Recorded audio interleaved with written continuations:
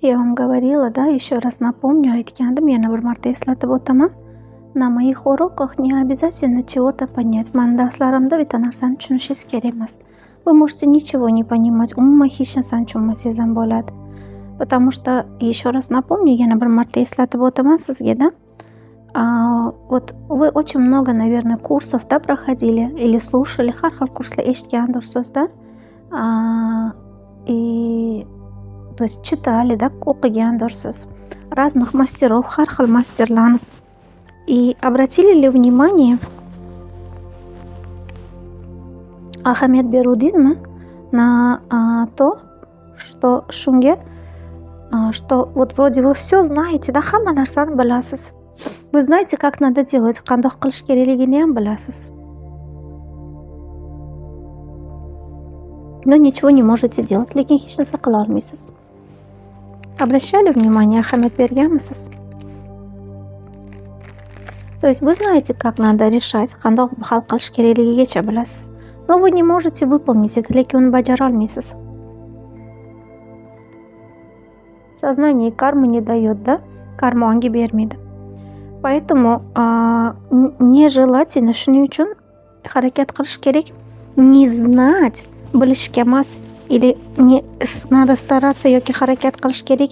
Не понимать, anglash, tushunishga emas, да? А нам нужно самим вспомнить это все. Biz ichimizdan buni eslashimiz kerak. Поэтому shuning uchun все уроки выстроены так, har bir darslarimiz shundoq qilinganki, tizilgan, что ничего не надо понимать.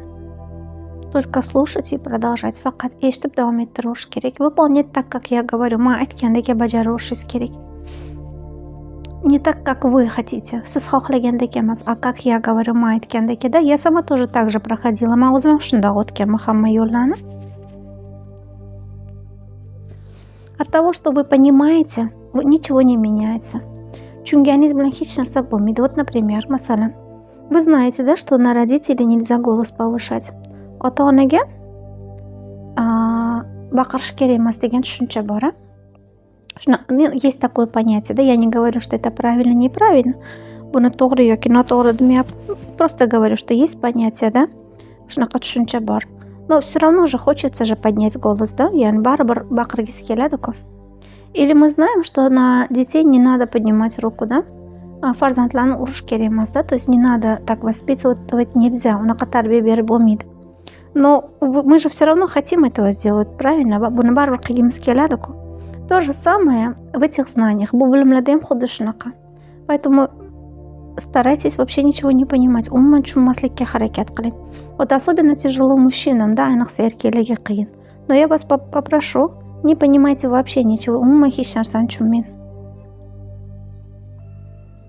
Просто слушайте, принимайте частоты, eshiting chastotalarni qabul qiling. Слушайте, как я говорю, делайте, как я говорю. Men aytgandek eshiting, men aytgandek bajaring, и дальше все будет va hammasi joyiga tushadi.